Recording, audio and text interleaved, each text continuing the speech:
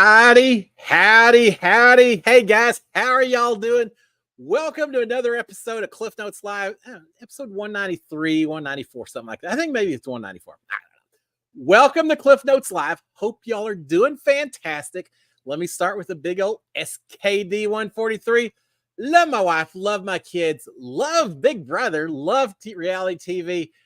Love reality TV fans, especially love you guys that come out here every Monday night to hang with me, to talk about TV and whatever else is going on. And I haven't forgotten those of you who watch on replay as well. Appreciate y'all guys as well. Thanks to all y'all. It just makes Mondays that much more fun. If you haven't done so already, I'll say it. I say it every week. If you haven't done so already, please consider subscribing to my channel, turning on notification, hitting the old thumbs up, and then you'll know anytime we do another one of these episodes. So welcome aboard to all of y'all. Yeah, we're going to be talking a little bit of Big Brother. I've been waiting. I really was hoping we would know what was going on with the veto before I came on the air. Yeah, no, so we can talk all about that. They're taking forever with this stuff. This week's driven me crazy. It's a little slow. But anyway, all right, guys, hope y'all are all doing fantastic. Let me check real quick to see who's out here, and then we're going to get right to the questions because I know there's a lot of questions, opinions, and comments. Lee Strack. Lee, how are you doing, my friend? Marilyn Sutherland, Carolyn Lovelin, Mark Taylor, Marshall Davis, Christian Cisneros, Carol Mosher. Let's see. Karen Hummer. Hey, Karen. Brian Hudson. Brian, how are you, sir? And out there as well, Ronald Waltz, Marilyn Sutherland, Paula Scar, Brian. See, I got you, Brian. Ronald Waltz, Laura Lewis, Ed, Cindy Hire. Cindy, how are you, my friend? C. Gabarino, let's see, Marshall Davis, Michelle Moore, Tommy Braskett. Let's see, we're going to go through these quick. Macy Johnson as well. And let's see, Rita Case, Kimbers 123, Audrey Cobb, Doreen Morris, Anna Noe, Paul Long. And let's see, we'll just call it right there. Ma. I wasn't going to forget you, Ma. I was looking for you. Welcome aboard, Ma. I hope you're doing fantastic. Hope school's going great. Lynn Gideon, Karen Mosier, LJ Price, Chaz, White, Garrett White, how are you, sir? Andy W. And I think we're going to just shut it down right there. So many of y'all out there. Love having you guys out here. So what do you think? Give me your comments on this veto competition. Oh, let me say, first of all, there are some new folks out here. We do talk about spoilers. So if you only want to know what's been shown on the episode up to Sunday night, come back and check in a little bit later because we are going to talk about the veto competition. Well, as little as we can. We know who won it. Veto ceremony. We don't know what happened with that yet because it hasn't occurred. I'm watching. I got the feeds right now on. If something happens, I will let y'all know. But as of now, we got the fishies and we don't know what's going on with it. All right, so a few questions as we get into this if y'all want. First of all, let's see what we've got. Karen Lovelin saying, when Quinn and Chemo were in the block, Chemo put his hand on Quinn's knee. Quinn removed his hand, said something. What did he say? I noticed that. I absolutely noticed when he did that as well. He didn't look like he really wanted Chemo with his hand there. Anything. I don't know what he said. They have microphones on, but the hand, yeah, I don't know. I think Quinn was just getting ready to get up, maybe to do his speech, is what he was thinking. I don't. Who knows? You get so stressed out when you're sitting there on the block. I will say this: when I saw the hand, you know what it made me think of? When Nicole and I were on the block together for the battle back, right? Or the loser went to the battle back. When we were on the block together, well, some of the feeds are back, but I still can't tell anything's going on. When we were on the block that week, we weren't really sure who was going home. I thought it was Nicole, but I was starting to get a feeling that maybe there was a blind side going on because people wouldn't look me in the face. They wouldn't look me in the eye. Well, just as the show started, Tommy Brasco reached over, put his hand on my knee and looked at both of us, but looked at me a little bit more than anyone else and had his hand on his knee and said, guys, I'm really sorry that one of y'all has to go. And the way he did it, I immediately knew the vote was going against me just because he was making physical contact with me and you could just tell somehow. So yeah, sometimes body language is very interesting on these things. Quinn doing that to Chemo, I don't know. I'm not sure what he did, Karen, but I did notice it as well. Maybe we'll have to ask at some point in time. All right, the feeds are back. I'm going to be watching. If one of y'all sees, let me know because I got the sound off, so it's a little more difficult. All right, Mark Taylor says, who has the advantage to win it all? I say MJ, Mackenzie. That's a pretty good guess. I don't know. Some of it depends on what happens in the last half. If she wins an HOH or two and a veto or so, then I think it puts her in a better position to maybe win the whole thing. Right now, who I'm going to say, and I've said on my morning recaps a few times, I may go with Chelsea right now. I think Chelsea is doing a pretty good job of insulating herself. She's protected by a lot of people. I think strategically she's playing a fantastic game. You know what could get in Chelsea's way? This whole drama with Chelsea and Cam and Mackenzie and maybe Leah as well. As strong a player as I think Chelsea is, if she truly is letting her emotions get to her, that Cam is flirting with these other ladies in the house and maybe she doesn't like it. We saw some of that on the overnight feeds last night where she was really complaining about Cam and yelling at him and things like that. If she lets that take over and create less strategic moves on her part, it could crater her whole game. But right now, if I was a betting man, I'd probably say Chelsea maybe has the best shot.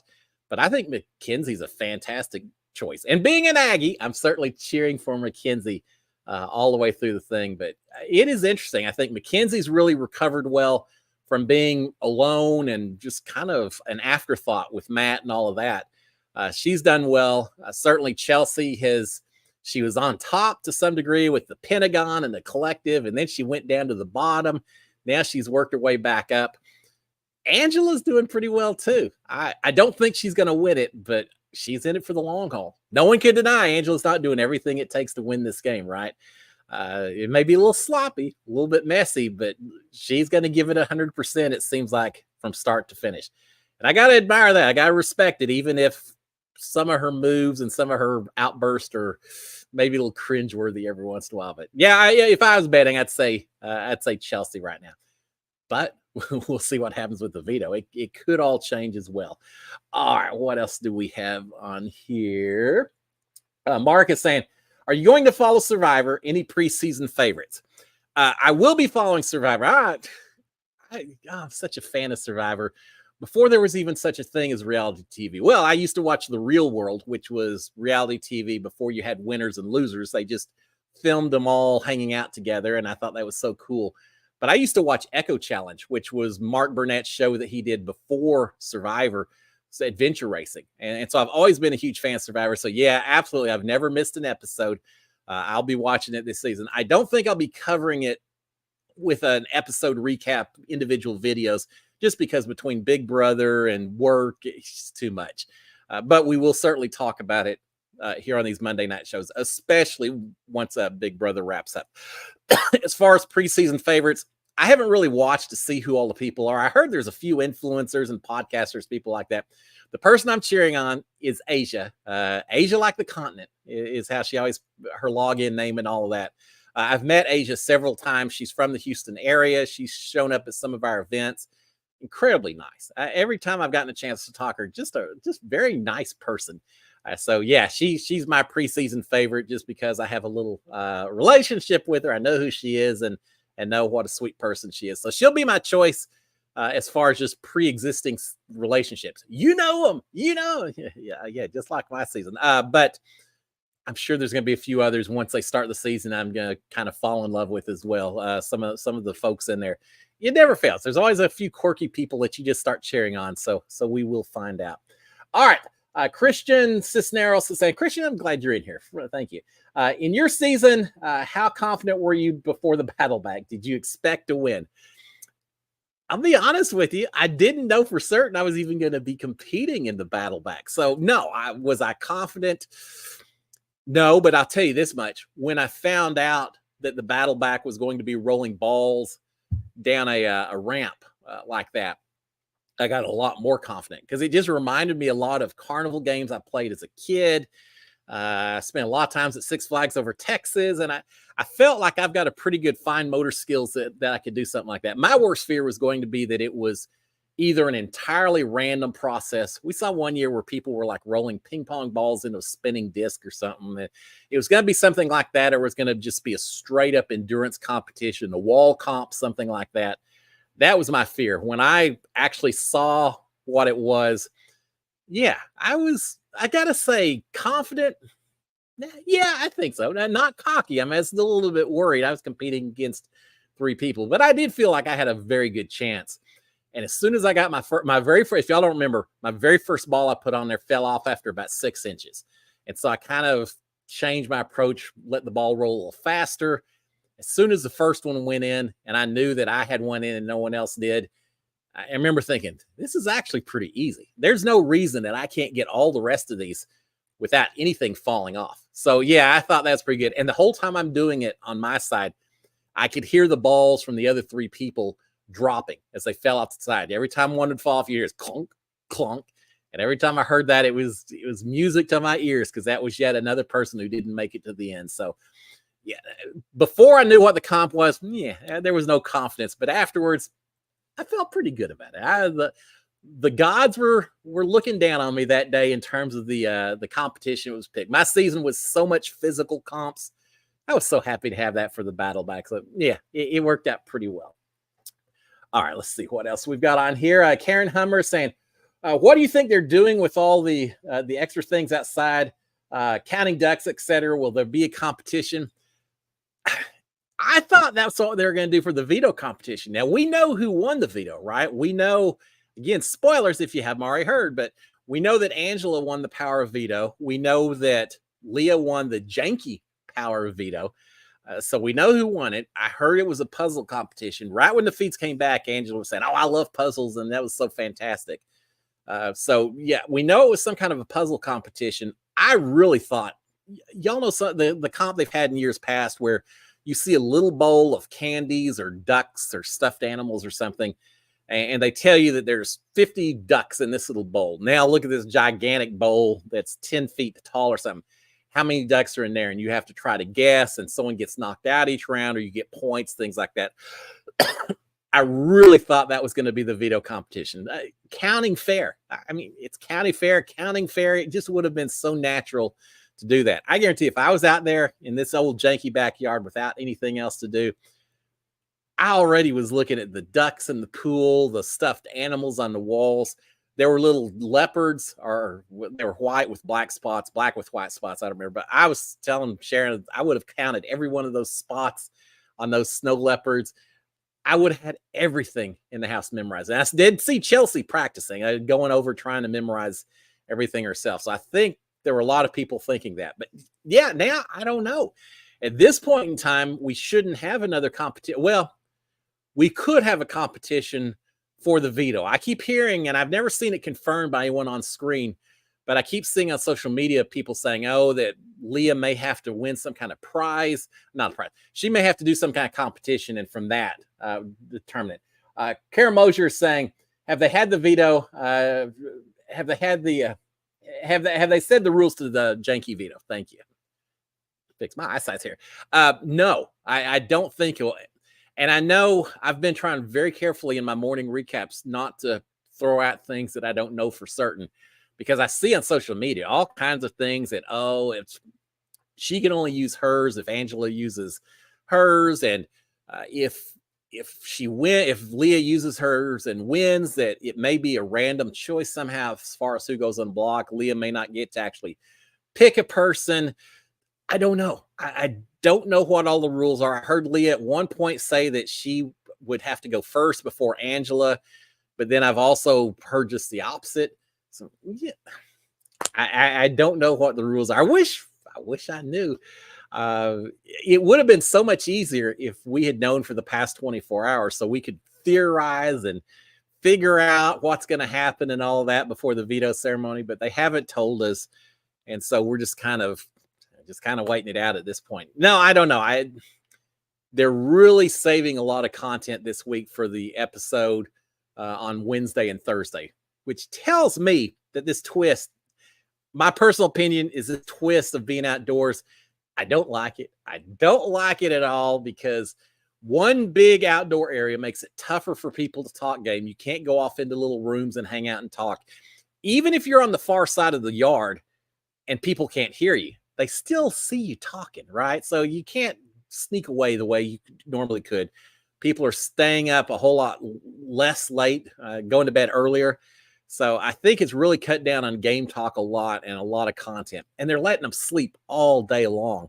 I got home from work, turned on the live feed. Oh, what's going on? Has there been a Veto ceremony? No. Not only no, but they're just all asleep. I thought my volume was muted because, yeah, they're all sound asleep on this thing. So, yeah, I'm ready for them to get back into the house and let's start playing Big Brother again.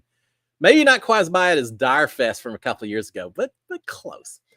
All right, Brian Hastler saying, hey, Brian, how are you?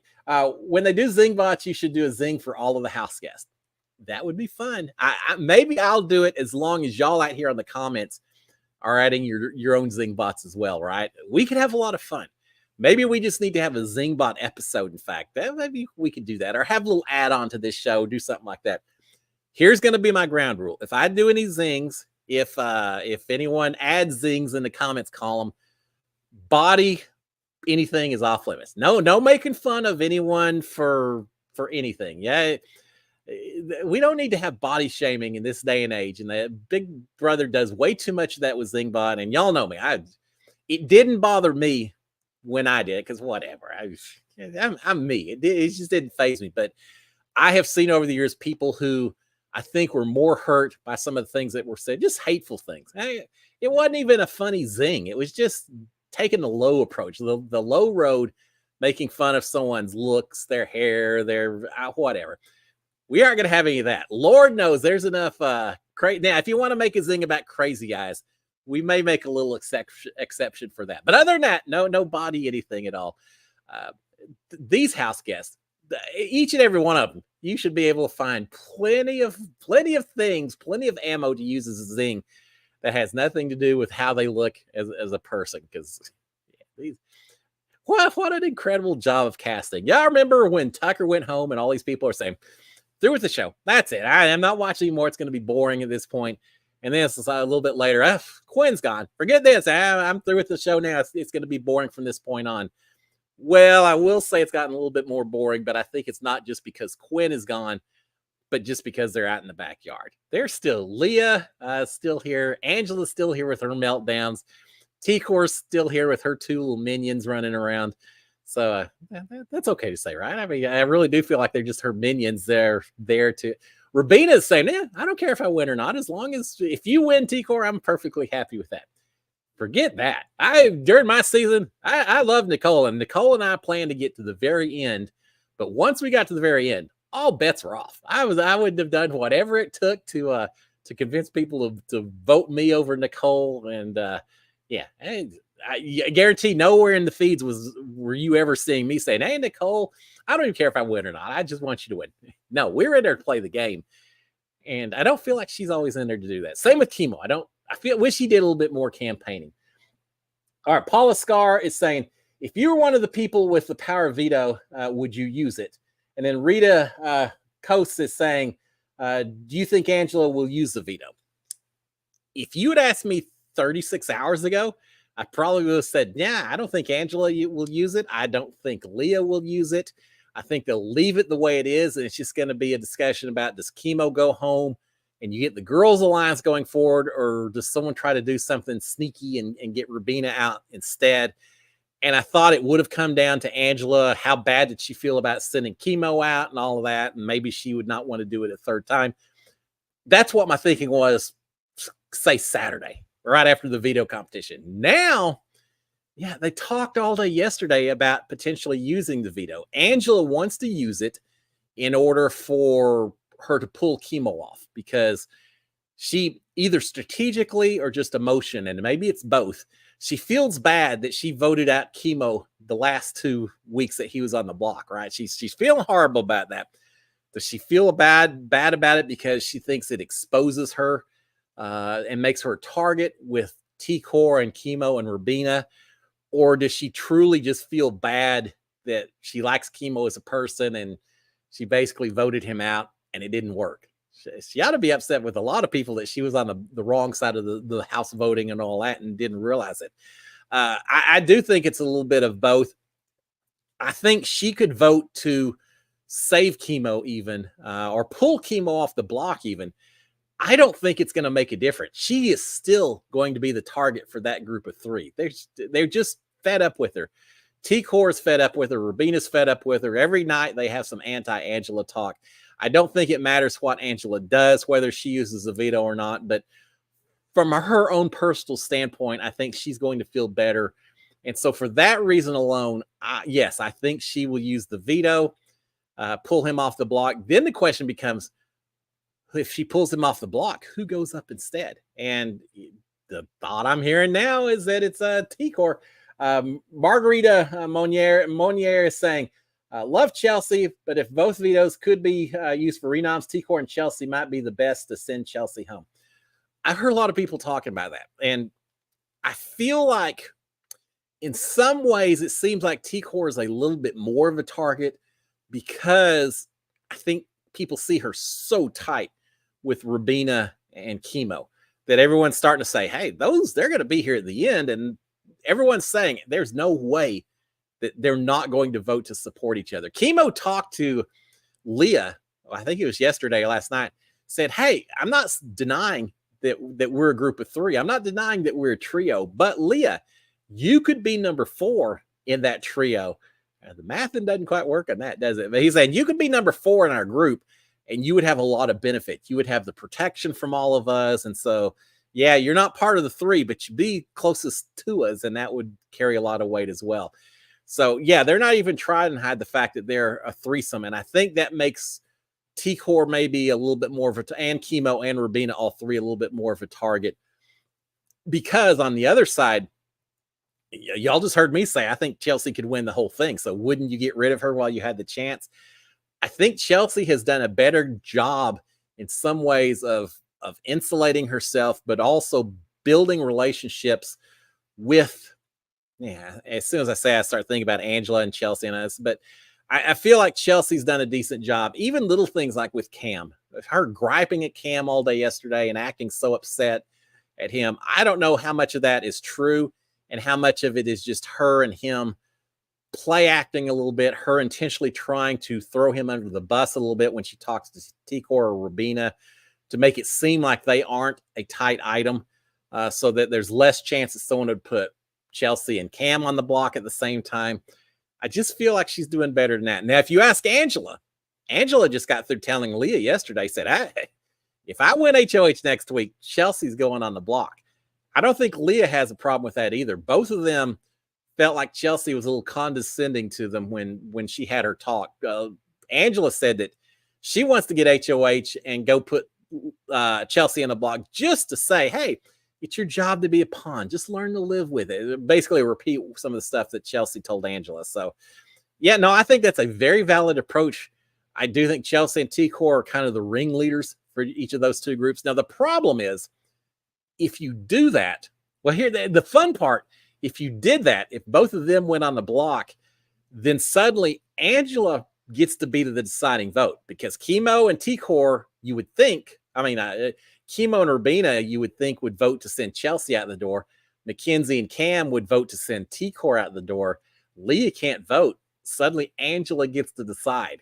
How much would people hate having to kiss up to Angela for a day or two in that kind of situation? So it would make for some glorious TV if it was to happen. The problem, though, is I think if you do that, only one of them goes home. And then the other group of 3 may really, at that point, look at Angela and Leah and say, well, if they were willing to send you out the door, so why should we work? We've now weakened the other side down to 2. Let's get one of those 2 out as well. So I think there's some danger in doing that. I really think a better approach, maybe better, who knows, my opinion only. But if I was in there, I probably would approach like Chelsea and Cam and Mackenzie, say, look, this is what I want to do. I want to work with y'all. I hope y'all recognize that. And that's why I'm going to take this big shot. But if I take this big shot, can I get some guarantees from y'all that y'all aren't going to turn right around and come after me? I'm willing to get some blood on my hands, but y'all got to work with me here a little bit as well and see if I could build some kind of a consensus, some kind of relationship. Wouldn't have to last forever, but just long enough to protect me the following week and get them thinking that, yeah, Cliff's not going after us. We know who his target is, so sure, we'll protect them a little bit longer. That's, I think, what I would be trying to do. If you try to take the shots at 2 separate groups, then it's a little more dangerous. We had something similar in our season where when we had Final 6, Nicole and I were a duo, Holly and Mickey were a duo, and then we had Tommy and Christy as a duo. And Nicole and I talked about it. If we got HOH, which Nicole did, do we put one of each side on the block and let them battle it out with each other? And we decided that no, we need to just go ahead and decide who we want to ride with at this point in time and try to make it happen, because otherwise we're going to get someone on the other side mad at us and less trusting. So let's just throw all our chips in and declare loyalty to one side or the other. Of course, we didn't declare loyalty until after she had the HOH. We were telling Christy and Tommy that we were with them. We were telling Holly and Jackson we were with them. They were doing the same thing, telling both other groups. So it was a similar type situation, and we ended up going just after one side only.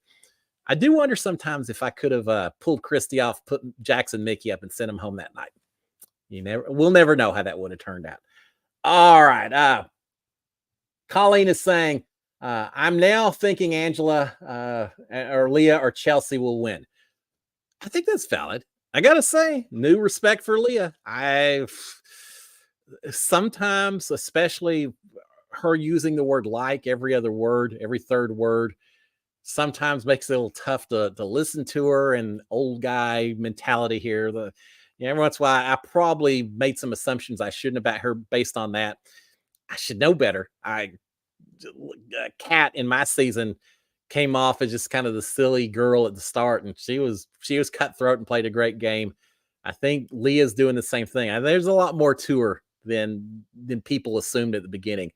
I think she's doing pretty well also. Now, I think she's in a tough position because after this week, when she can't compete for HOH, she would be an easy target. If you get the two sides still playing out of fear, not wanting to target each other, it would be easy to put up Leah and Angela and say, well, as long as they stay on a block, the other side won't be bad at us.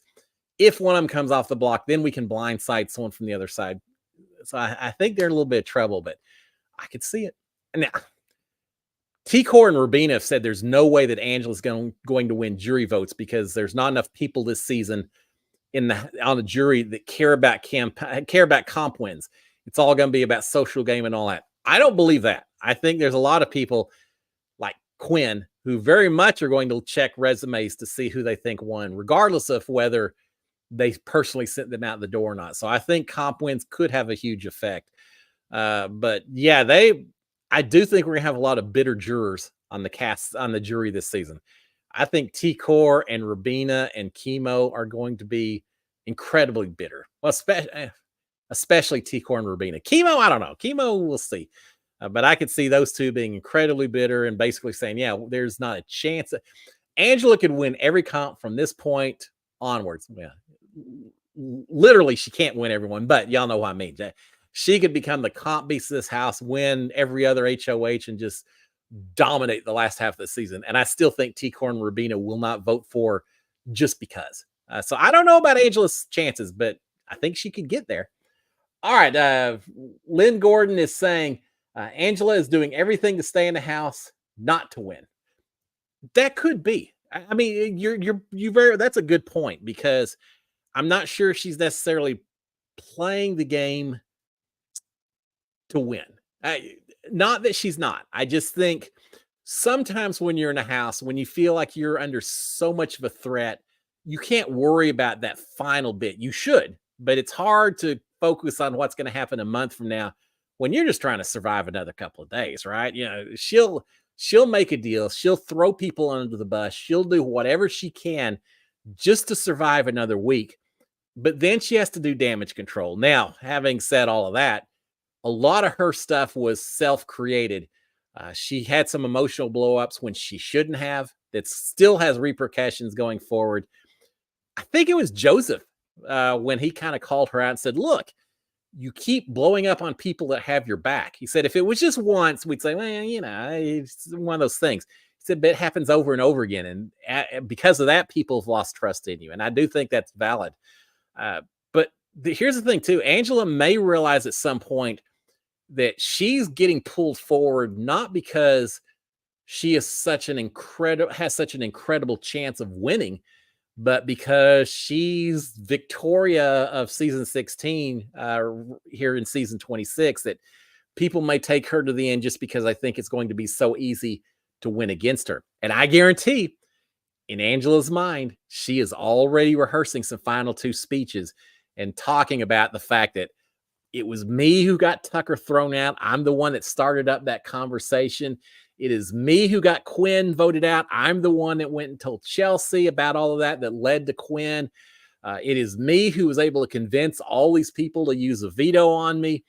She's going to have all kinds of, she's a huge fan. I think she could put together a pretty strong argument, or at least in her mind, she thinks that I think it's strong. I think she will end up taking credit for things that I don't think she deserves credit for.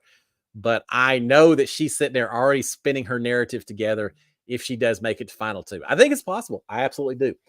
All right. Chaz is saying, what got you interested in Big Brother? What made you fall in love with the show? What a great question. Thank you, Chaz. Here's the deal. I already mentioned I was a huge fan of Big Brother, of Survivor, right? I enjoyed Real World. Of course, back then when Real World first came on, I was in my late 20s, early 30s. So I was a little bit more the age of some of the people doing that show. But I really liked that. But here's what got me involved. I watched season one, the first part of season one of Big Brother and season one of Big Brother and Survivor. I stopped halfway through. Of course, season one was a little bit different, but I stopped halfway through. I lost my brother to a drunk driver. In fact, it's the anniversary of his passing today. But I lost him, and because of that, it's like, well, I can't really get into reality. I got my own realities I'm dealing with. So I stopped watching season one. Then we had kids, and just some of Big Brother is not necessarily for younger kids. So I dropped it, didn't watch it. Season 8 came along. I think it was on Showtime. One of the channels we had the live feeds. I also had the replays of the episodes, so I could watch the episodes late at night when the kids were in bed. And guess what season 8 was? That was a season with Evil Dick, with Eric Stein as America's player. It was an amazing, with Jen in there as well. It was just an incredible, amazing season. I watched that whole season, fell in love with it, got Sharon to watch the next season with me. And then soon after that, we actually had the kids watching and all that when they were a little bit older in high school and all that. And so junior high, I don't remember. But yeah, it was because of season 8 that really got me into it. And that's what I talked about when I tried out for the show. I said, I haven't been watching since season 1 or 2, but I've been watching since season 8. They said, oh, are you going to play a game like Dick? And I said, well, yeah, no, I'm not. I said, if I play a game like Dick, you'll probably throw me out of the house. Yeah, I understand. I was very careful to say, I understand there's things he did that you can't do nowadays in the game of Big Brother. I said, but it's what got me just to fall in love, watching the chaos, the logical players, the emotional players, seeing everyone all getting into it. Part of it too, that and I could go on forever with this, but part of it too is our family. Whenever we get together, the extended family for family reunions, holidays, things like that, we're always playing board games, Monopoly, Risk, Ticket to Ride, whatever. And I always enjoy the mental challenge, the strategy of trying to figure out how to outwit the person. Yeah, you're my son. You may be 8 years old, but you're going down. Yeah, there was no mercy for anyone playing that game. It was all about manipulation, especially Monopoly or Risk. All about manipulation of other people, what they're thinking and all. And so I just looked at Big Brother as a much more involved version of Risk or Monopoly with a little bit more money at the end, and real money, not Monopoly money. But yeah, I've always loved those kind of shows. And I still do. It's not just Big Brother. It's all these reality shows where you're just matching wits with other people that I love to watch. Thank you for that question, Chaz. I really appreciate it. That's a cool question. All right. Ronald Waltz is saying, if they take Chemo off the block, I think he and Cam have a good chance of winning the competition. So no all girl ending. It's possible. Cam did say yesterday, I can't remember who he's talking to, maybe Rabina, I don't remember, but he said, if Chemo goes, I'm the only guy left. That's kind of scary. He says, Kenny was right. All Girls Alliance, it's coming true. He was absolutely right. Yeah, I think if Chemo gets pulled off, here's the thing. If Chemo gets pulled off the block and say T-Core gets put up and T-Core goes home, suddenly I think people look at Rubina and Chemo as easy picking, as no threat whatsoever. And I think they leave them alone. I think as soon as that happens, suddenly you've got Leah and Angela versus Cam and Chelsea, and MJ is somewhere in between, and they're both going to be fighting for the souls of Chemo and Rubina. I'm not sure how it works out at that point in time. I will say this, Cam, I ragged on him a lot for not playing the game early, and I still think he's very comfortable sitting back, not doing a whole lot. But he's interacting with people more, and he has found some alliances to work with, and he does talk game with people. People seems like they tend to trust him. Part of the reason that they trust him is because he has not been in a position of power, so he hasn't really had to do much to get blood on his hands. He hadn't had to have that experience yet. He's got to have it. He can't make it to the end without having any HOHs or any power or anything. I think that's a tough way to win the game at the very end. But yeah, I think he's doing all right. I think he's been kind of just hiding, flying under the radar a little bit, hiding under his shell, and that he may turn it on. Here's what's going to be interesting. Is he going to start winning a lot of these competitions? Has he been not throwing necessarily, but has he maybe not been giving 100% to some of these comps with the realization that he really hasn't maybe been a threat for a lot of these weeks? What if he just turns it on? What if it turns out that he truly is a comp beast? He should be, right? I mean, we haven't seen the physical competitions that we've seen in most seasons, but we'll get him. Who's going to win the slip and slide? I think Mackenzie or Cam easily, one or the other will win slip and slide versus anyone else who's in that house. BB Comics, I could see one of them winning as well. So I can see Mackenzie and Cam really starting to dominate some of this competition as we get into some of these comps that we know are coming. They're iconic. We're not going to not have those comps. We'll see. But yeah, I think he could win. Now, would Cam and Chemo work together? Would they recognize that, hey, we're the only two dudes left in this place? We need to protect each other's backs. Maybe. Who knows? Once T-Core theoretically is gone, then people are going to be fighting for Chemo and Rubina, and who knows which direction they go. T-Core told them, said, hey, pledge full allegiance to Angela. Well, we want her out. We'll do whatever it takes to get her out, but as long as she has some power with that veto, tell her you'll work with her. Do whatever. But at the end of the day, if T-Core went home, would Rubina and Chemo actually work with Angela? I don't think so. I think it would be between Mackenzie and Chelsea and Cam as to who picks those two up. All right, C. Garbarino is saying, I don't understand this blind loyalty to T-Core. What am I missing? She hardly ever talks game. I don't know. Yeah, you got me as well. She's nice. I mean, right? Personality wise, I guess she's nice enough and people like her. I just feel like Rubina and Chemo just kind of came into this game saying, I want to have a buddy. I want to have someone that I'm going to be a lifelong friend with. And here you are. I mean, you remember it originally was Chemo and T-Core, right? More than anyone else. It was those two. Then Rubina kind of lost Tucker, and suddenly now it seems like it's more her and T-Core. And so T-Core is just kind of the common denominator between both Chemo and Rubina. And it's almost like they're both fighting to see who can be bestest buddy with her at any time of the day or night. I don't know. I mean, Leah explained to her, said, look, you're gorgeous. People like you. And so people are less willing to cut you loose. That could be part of it. I also think that it's just people playing scared. I just think that people they want T-Core gone. They want Chelsea gone, but they don't want to do it. They want someone else to take that big shot because they fear T-Core, because they see such blind loyalty from Chemo and Rubina. It's almost a situation where, yeah, I could take T-Core out. Maybe I could even close to guarantee that she would be out the door this week.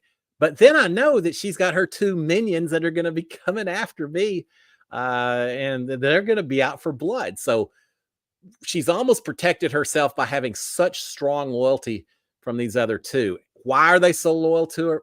I don't know. Maybe they see her as a bit of a coattail that they can ride a little bit to the end because they don't have enough confidence in their own gameplay. I think Rabina told Chemo at one point, she said, "You understand this game so much better than I do. I can't play the game the way you do."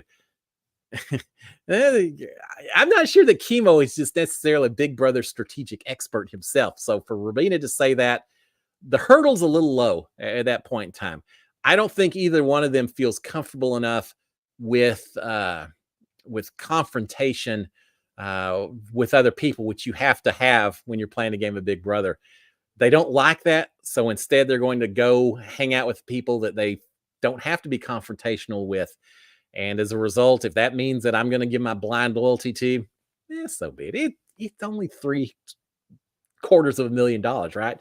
Who needs it? Yeah, not me. No one got blind loyalty from me. All right. Ed is saying, is Leah's game done? Surely she's a house target now. Well, that's where her danger is. I think she's in trouble. I think she's an easy target. Even using the veto on Angela, and people are identifying the two of them as targets. So it's going to be easy for either side to say, nah, there's two of them. We'll put both of them up together. If Angela goes, great. If Leah goes, we'll get Angela next week. Either way, no sweat off our back. Again, playing out of fear. We're not going to go after the other side, so they shouldn't be coming after us the next week. Everyone's just waiting. It's like the Cowboys in Dodge City. The gunfight at the OK Corral. The good, the bad, and the ugly. They're all sitting there. They got their eyes pointing different ways. They're looking at different people. But for whatever reason, they don't want to be the first one to pull the gun. They're just wanting to make sure as soon as someone else pulls the gun, they're ready to respond. But yeah, as a result, shoot the person off working the saloon that doesn't even have a gun pointed at you, because they're easy. No one will get upset with that. I don't know. I think Leah just could easily be a target. That's why I think her path this week probably was to fully declare to one side or the other that I'm with you and I'm going to prove it to you right here and now. And if I do prove it to you, you're going to help me out, right? I'll scratch your back getting at this person. You scratch mine. I think she's got to do that. It's too late to be riding a line. You can't do that because then you just have two people. She told someone, she said, look, I think it's Cam. She said, I understand that T-Core, Rabina, and Chemo are a group of three. I understand that you and Chelsea and Mackenzie are a group of three. I also realize that there's two groups of three, and I'm on the outs with both of them. So, yeah, I think she understands the situation. She needs to declare loyalty with one or the other based on what she does with this veto. And that's the thing. This veto is the opportunity for her to declare that loyalty. She's lucky. If she didn't have power this week, then she wouldn't be able to do anything to prove to one side or the other who she's with. But because she's HOH, because she also has this janky veto that she may or may not use, those two combined give her some power to prove some stuff to one side or the other. And I think she absolutely needs that this week. Will she use it? I don't know. I think she should, because otherwise she's just going to be this neutral target. And at one point, at some point, as you get into the late stages of the game, you don't always send people home because they're a threat to your game. You send them home because they don't help your game. And, and she may not help other people's game if she doesn't have the power. So I think she needs to do it this week. Maybe we'll find out here very shortly. All right, let's see. Maddie Dawn is saying, can we make fun of all the baby talk?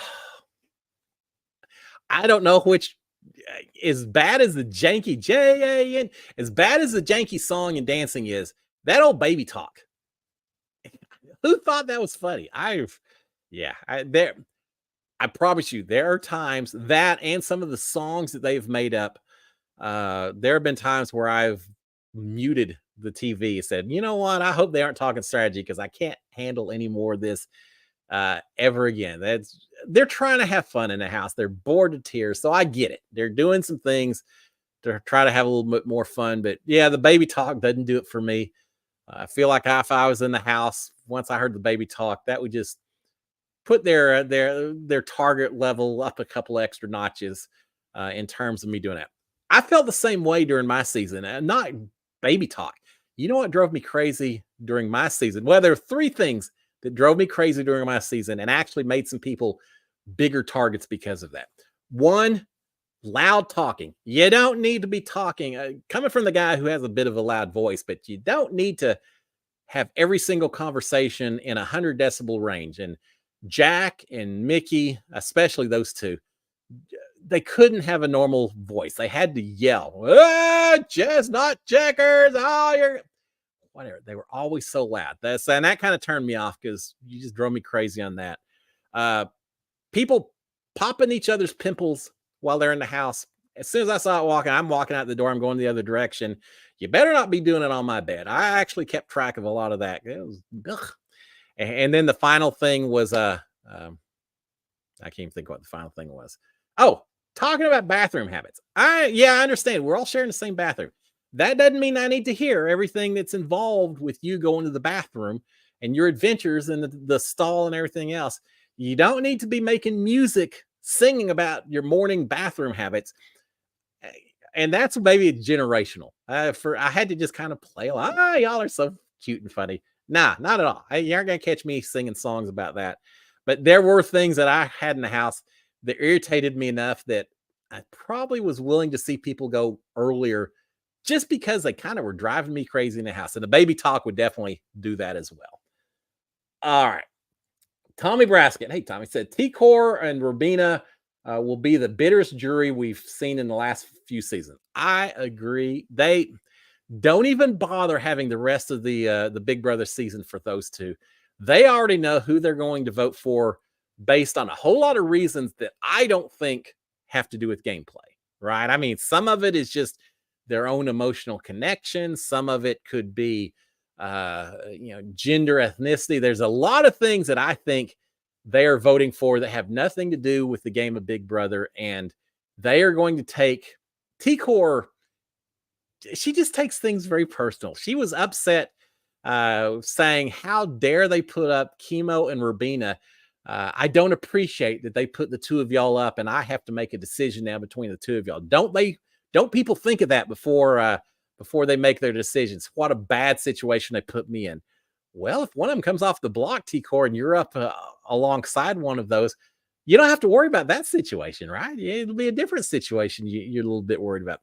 I think there's going to be definitely some bitter jurors. And I shouldn't just say those two. I think they may be the worst, but I could certainly see a few others as well. I think Quinn will be an impartial juror who respects the game. Angela, maybe. I always feel like the super fans are going to be a little more respectful of the game and a little less bitter. But we'll see how it goes. But yeah, I think you're right. I think there's going to be some bitter juries this season. All right. Bev77 saying, did you see the guard today in the backyard? They sang a tune with the words LAPD. I did not see that. I heard that mentioned. I saw a little thing on it. I was probably off at work and rushed home. Didn't have a chance to go back through and check anything out. That's interesting. Like a real life security guard. Maybe the wall yellers are getting a little bit more aggressive nowadays, right? And maybe they're not just yelling. Maybe they're trying to pole vault over into the house to warn. Who would you warn? What if you're a wall yeller? Tell me in those comments if you think. If you were a wall yeller, what would you say and to who to change the game the most? Would you warn? I don't even know. Would you warn people that T-Core is coming after Angela? Well, I don't know that that's such a huge surprise. Would you warn people that Chelsea has a crush on Cam? I think if I'm a wall yeller, I'm going to pick who I want to win, and I'm going to make up something. Leah and Mackenzie went to school together, or T-Core has 10 million followers and is actually Muhammad Ali's granddaughter for real. So I would probably make up something because I just don't know there's enough right now for a wall yeller to say, oh yeah, I'll flip the game just by revealing this little bit of information. But y'all tell me, what would you say if you were the wall yeller and you had 15 seconds to tell someone in that house something? Let me know what you would do. All right, real quick. Let me go out here. Dr. Bose. Dr. Bose, thank you, sir, yet again for the support. And thank you. I appreciate it. Dr. Bose said, Hattie Cliff this week reminds me of the Texas State Fair. Plan on going. What was your strategy for which room you slept in? Did you move around? Good. Thank you for the question. You always have very insightful questions. Thank you. Someone asked once, said, do you have to do super stamps and everything to answer questions? No, I try to answer them all, but please bear with me. There's a lot that come in. But Dr. Bose, thank you for that question. Texas State Fair. I grew up in the Dallas-Fort Worth area, so I spent many an October going to the State Fair over in Dallas. Not so much here lately. Because it happens on the weekends. We're down here in Houston. It's during football season. I typically have A&M games and all that. I tend not to go to the State Fair as much as going to the Houston Rodeo, which is kind of the Houston version of the State Fair. Same kind of deal, carnivals, everything else.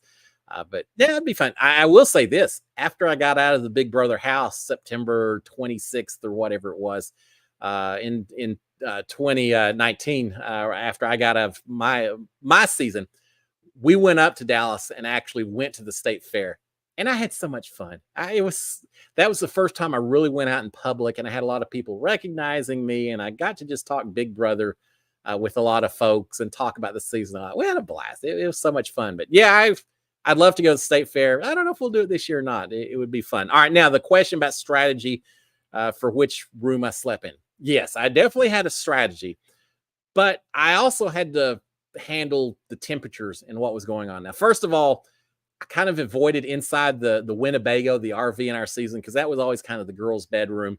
I wasn't going to do like Quinn. I wasn't going to come in there and sleep in that room with all the ladies. One, because I felt it would have been a little awkward and all. But two, they wouldn't appreciate that. So I always stay out there. So it was always a question of the outside the RV, kind of the open bedroom. It's like the Power Rangers room this season, or sleep in the Target room, which is a unicorn pedal room this year. I will say this. I tried to get the bed that was closest to the door when I slept in that room, because I tend to get up and make a call of nature a couple times a night and things like that. And so I always wanted to be in a situation where I wasn't waking other people up. So I wanted to be as close to the door as possible to not inconvenience other people. So that was one consideration. I did pick a little bit based on who was in what room. I figured out fairly early that Christy and Tommy were sleeping on the other side of the room, but that they would whisper at night. And I also realized that when they thought I was asleep, they would whisper more. So I learned to fake snore while I was in there and kind of keep that going. And as long as I did that, they would talk. And sometimes I could hear them, sometimes I couldn't. But I certainly did that. Now, there were some nights when the house was small enough and you had kind of your pick of rooms and beds and all.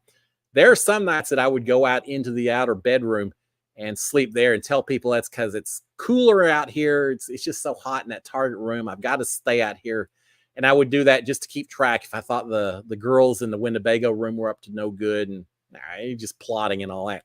And I'd do that to try to keep track of people a little bit. So yeah, there was a certain amount of that, but a lot of it was just me trying to stay in rooms where I felt like it was people that I either really needed to hear because I was working against them, or just to keep people that I was working with, keep them honest and make sure they didn't go anywhere while I wasn't going with them as well. But I kept track of it. Tommy's the one who really kept track of everyone in every room, more so than myself, even during my season. He knew everything on that. But yeah, there were certainly some strategies involved with it. And I didn't want to get thrown out for snoring well. So I was trying to find people who were okay with that.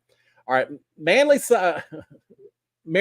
Sorry, Maryland Southern. I'm saying, how did Rabina get scissors to make her shirt? Wondering if she has a needle too. I saw that. I don't know. Here's the way. For those of you who may not know, the way scissors worked in my season, and I'm sure they work the same way now. You had they gave us scissors. There were a couple like Save the Zing or something, where we all had shirts, and some people said, hey, can we cut the sleeves off? They said, yeah, sure. So they gave everyone scissors in the storage room. People cut their sleeves off. I think we had 3 sets of scissors. I took one of those sets of scissors and hid it in one of the wardrobes in the Target room because I was using it for fishing line, and using that because there's fishing line, I have not room, using that to cut the fishing lines for playing some pranks, dropping ghosts down out of tissue off the balcony, things like that. So I kept a pair of scissors. Well, a couple of days later, I noticed the scissors were gone. And after the season, Christy said, yeah, we were in there. And all of a sudden, Big Brother came on and said, Christy, please get the scissors out of the wardrobe and bring it to the storage room. She said, we wondered how they got in here and all that. Well, yeah, they knew. And there's nothing you can hide. As far as Rubina, it's probably that everyone is so bored. They've got to get some kind of content. And so probably Rubina said, hey, can I get some scissors? And they said, yeah, you can get some scissors. Another little secret for y'all that you may or may not know. In the backyard, there's a couple little panels, probably not more than about 6 inches by 6 inches, something like this. Little panels that can pop open about a foot off the ground. One time I was out there during a veto ceremony or waiting for the veto ceremony, and I realized that my microphone wasn't working. And all of a sudden, a little extra microphone popped out of one of those little holes. We saw a little hand sticking out with the microphone. So it is possible that suddenly a little hand, just like the Addams family, stuck its way out of that little hole with a pair of scissors for Rubina. Yeah, she may have a needle as well. I was watching her make that right before the show itself. So, yeah, she probably got permission. She'll probably have to turn it back in when she gets done. Wow, 7:50. I knew it was going to be quick. All right, real quick, one or two more. Chaz is saying, had a dream you were in the house for Big Brother 30. Oh, that would be beautiful. I'd love that. Don't know the theme, but it was all returning players, and you were one. Well, that would be fantastic. It's the season 30, 4 years from now, so I'd be like 63. I could do it. I'd do it in a heartbeat without hesitation. Yeah, that would be a lot of fun. It would be interesting playing with a lot of returning players. It'd be interesting for me to return and just see if I would play the same game or maybe play a little bit different game just to shake things up a little bit. It'd be fun. I'd do it again. I know some people, I think Leo was saying, I wouldn't do it again, not for 3 months. Yeah, bring it on. These people, I understand it's hot outside and it is maybe janky having to do the dancing and everything, but I can think of a whole lot worse things in life than spending a summer sitting around a pool, eating a whole lot of ice cream and a whole lot of pizza. That's kind of like Boss Hogg's perfect vacation for me. Put me on a cruise or something. That's what I'm doing anyway. So say they're getting to do it for free. Bring on the pizza, bring on the ice cream. You wouldn't find me griping about that too much. I was 53 years old and I got to spend 3 months doing nothing all summer long except sitting around a swimming pool and playing silly games with a bunch of other people with the potential for winning $750,000. There's a lot worse things in life that you could have going on for you. So yeah, bring me back. Thank you. I hope that dream comes true. I hope you're a Nostradamus rather than just a dreamer, and that I will. If I'm there on season 30, you're getting a shout out. I guarantee you that.